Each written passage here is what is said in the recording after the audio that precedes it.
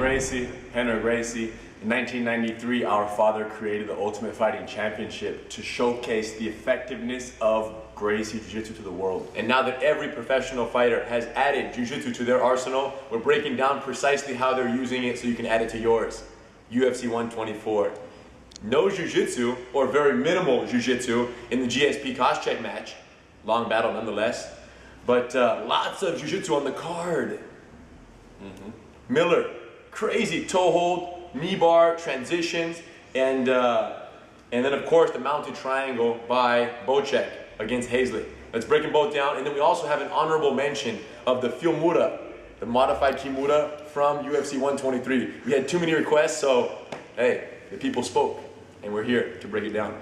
So situation number one, me in the guard. So Miller took down Oliveira, got a good single leg, ended up in his guard, was trying to pass, control the situation, and they find themselves here. Oliveira had a very good attack from the guard. He went for the arm lock from the guard. Very standard. Gracie Combatives, lesson 19, slice number 3, white to blue belt curriculum. Straight arm lock from the guard, triangle transition. He went for the arm lock. His head was pretty low, so he whipped it a second time. It finally got around. From here, Miller ripped his arm out naturally. Oliveira knew that was going to happen, so he shot the triangle. But Miller intelligently shoot it. When he shot triangle setup, Miller had his hands locked inside, which means very unlikely that we get it. From here, Oliveira did the right thing. He got the head down, pulled the head down right here, boom, and he was going to try to break the posture here, hoping that he could possibly lock the triangle.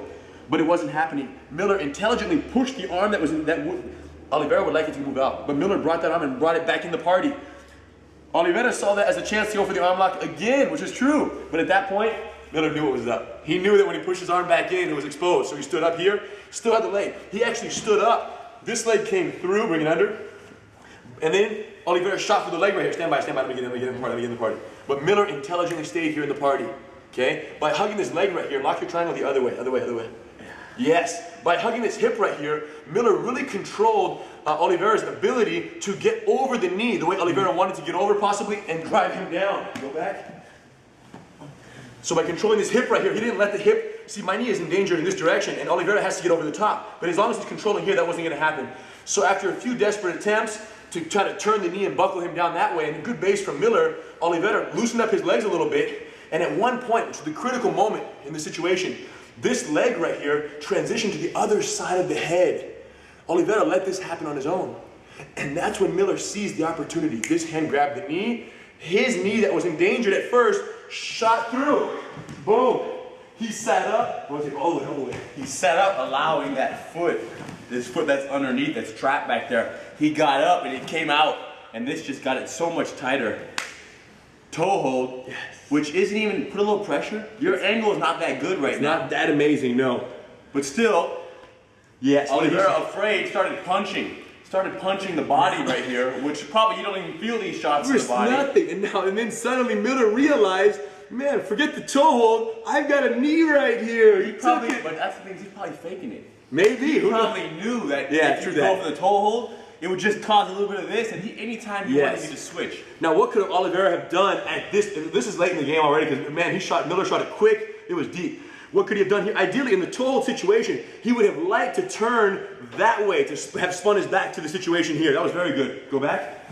Yeah, that was really probably the only thing he could have done at this stage right here. Depending how tight this thigh squeezes. Yes. Right, and also sometimes the toe hold, maybe you have a flexible. Yeah, some guys have very rubbery feet here. So then you think, you know what, I'm just going to punish him right here, and then that keeps your knee in danger. Yes, but so if he would have just turned his hips about 90 degrees that way, even if it would have stayed right there, it kills my toe hold angle because the toes are now facing away. Always turn towards the big toe. Go back. The big toe. Look, Hidon has really big toes. His big toe turned towards that direction, and that kills the toe hold angle completely. And it makes the angle of the knee the opposite direction. So this would have saved him from the initial. Now what would have Miller would have done? He would have taken this, he would have fed it back here, and he would have went for the toe hold in this direction. Or the heel hook here, or the straight ankle lock. Yeah, true that. In the confusion, he would have spun out for sure. Yeah. But here's, I think the critical make it or break it was when the toe hold was happening, Oliveira sat there confidently. Punching. Yeah, like, I'm going to rip this guy's ribs up. And then suddenly the toe hold became a much more serious problem. And once the knee lock pressure is put on and it's blasting, you can't twist out of it at that point, only before the pressure. Clear? Good arm locks though still. Oliveira Yeah, did. ridiculous. This The kid arm is- lock triangle, His holding the jiu-jitsu wrist. on the ground, his chain from the arm lock, you can hear Joe Rogan commentating. He's like, man, from the arm lock to the triangle to the knee lock. He was commentating on Oliveira's swiftness of his chains of attack. And then suddenly, Miller catches the knee. So much respect to Oliveira, but like a little bit more to Miller for taking advantage in that dangerous situation where his knee was in danger and he was surviving these submissions. He just reversed it. Beautiful. Triangle from the mount. One of Hidon's favorite techniques. Why don't you get on top and demonstrate for us? And no one believes in the triangle from the mount. This is from Bocek and Hazelett. Get him a half guard, please, right here. From here, this elbow was over, and I was looking at, and Hazelett was underneath, deep half guard. From here, hug the neck, put your toe on my thigh and slide your leg through. This foot, kind of pinning your leg down, helping me achieve the mount. And now once I'm here, the fact that his arm is under my leg, direct shot. It can be tough to squeeze from here. I can't lift my hips up the same as I can on the ground, on my back, so Bocek falls over. When he falls, this elbow wedged down here makes life difficult, but Bocek takes some time and lifts his hips and works it hips, gets the arm across, gets the elbow across, and now goes to the squeeze. And even though he's squeezing right now, and it's probably taking, you feel this a little bit, right? Yeah. Henner feels this, but whatever's taking too long, it's not working. So now he switches and grabs the wrist right here. And then now lifts the hips up, and it's a weird little arm lock, right? So you could think it's a triangle, but it's not. It's him holding the wrist and lifting the hips and applying pressure. Good. Very interesting move. So no one knows if he tapped for the, no one really knows, but the Arm speed, lock the or the speed- choke, the speed at which he tapped was so quick. Yeah. After the arm lock, That it was probably the pain. probably the pain, but I think the choke was certainly accumulating by Oh, then for as well. sure. If he didn't apply that arm lock, he would have tapped within, 10 seconds of the triangle. 10-4. Here, neck hug, use the foot down, helping me achieve the mount. And now once I'm here, the fact that his arm is under my leg, direct shot and lock. So basically, you can never have one arm inside and one arm outside. Whether it's the side mount, the guard, all triangles happen Triangle City right here. when one arm is left alone like this. So go back 2 steps, bro. You go back 2 steps and a half. So the underhook of the arm is the reason Hazelett was doing this was for a potential half guard or deep half guard sweep. But the real error was when this other leg of Hidon slips through from the little token comes out. When that slipped through and he was like this, you can't leave this in anymore. This guy's gotta come, we gotta free this and respect the mount. Respect the mount, respect the triangle possibility. Or as I go, you go under also. Yes, the only chance he had would have been to come under. Because now either both hands are out, which I'm safe, or both hands are back in. But not one staying under and one staying out. That was what the critical make it or break And was. in MMA, you can throw strikes, which would really keep this arm occupied, blocking the punches. And then that way it would have no time and no reflex to go under. Because you got to save your face. Now, Bocek shot direct to New York. He did not stop in Chicago. It's true. And in a fight, shooting direct sometimes is better. Some of you guys know what I'm talking about, some of you don't. No, the only reason he was able to shoot direct was because The arm was already yeah, passed. because Hazelett did have to work for They were him. already past Chicago. Hazelett took him to Chicago with the arm under the leg. True that respect. So we both win. So there it was. Don't leave the hand in the party. Bring them both in, both out. We're good to go. Honorable mention: the Philmura, half guard. Boom, half guard. Phil Davis, UFC 123, Tim Bosch. He went for the Kimura from the half. He foot muscled it down. He straightened his arm out, straightened it out. Went for an extended Kimura. Didn't work. He bent it again. Before this play back and forth, finally he got some pressure right here. Okay, to such an extent he was pressuring it so much, but it wasn't at like a 90 degree. It was more of a tucked Kimura that he handed it off to a one-handed situation, and he started to fold it. Tim felt the pressure, so Phil's leg came out, and he finally ended up mounted.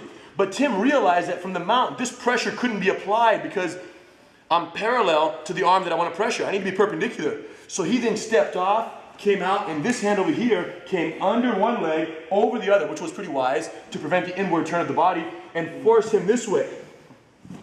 Boom. So now let's rotate the back all the way.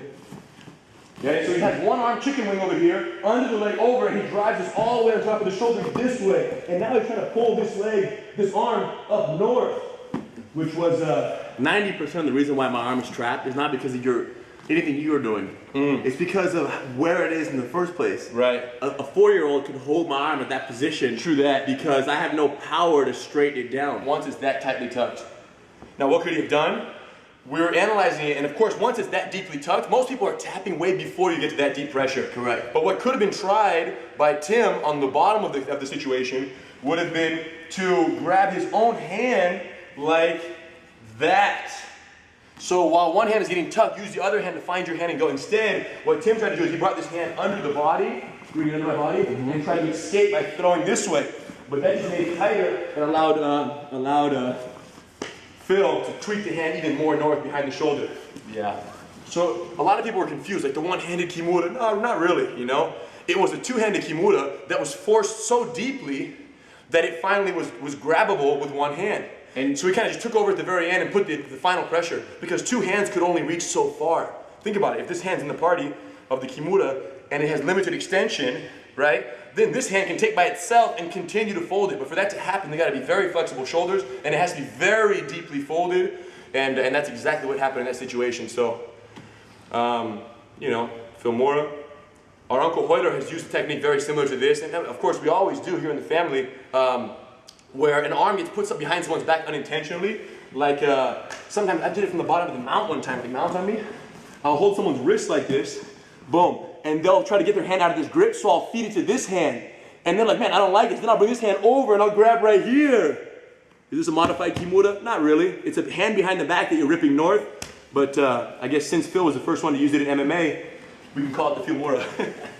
I'm not calling it that, but okay. Whatever you guys want to call it. It's pretty legit. Anytime the hand is that deeply bent, just hold it and pull it north, and you have a very interesting opportunity there. Why is the room so ugly right now? It's not ugly, it's beautiful. It's white and green. It's white and green. We had our the Gracie Diet book release that our father wrote. Of course, that what he learned from Carlos Gracie, his uncle, and from our grandfather. So we had the book release party here. A lot of people have wondered about the Gracie diet for the last, 30 years. My father's been in America, but there's never been a book on the subject, the diet that we've been following for 65 years, 3 generations. So with that book, you guys can hopefully check it out and see what it's all about. It's our way of doing things, efficiency, not only on the mat, but everywhere else in life as well. And that definitely is our strategy and our technique for how to consume and combine foods more effectively to facilitate digestion, saving energy, increasing, vitality, longevity. That is the general gist of it, but there's a lot more than that in the book, so please check that out. Man, these Gracie breakdowns are helping people, right? Didn't you have somebody tell you?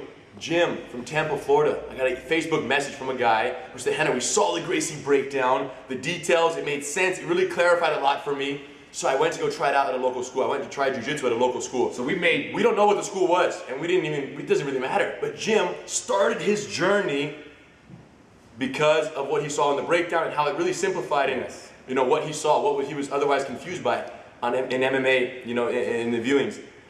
So we're gonna keep doing these breakdowns, whether you guys like it or not, because it worked for one person, and maybe it'll work for one more down the road. You guys, thanks for helping us spread the word. For those who are still a little intimidated about trying jiu-jitsu, go to GracieUniversity.com. Lessons 1, 2, and 3 of our blue belt, white to blue belt curriculum are free, so you can watch them, feel the vibe, and then of course if you have a certified Gracie Jiu-Jitsu training center in your area, go check it out. Free class, try it out on us, and any jiu-jitsu school in the world, free class on us. Let them know. Dang. I think we're good, you guys. As always, keep it real. Thanks for joining us, and we'll see you next time.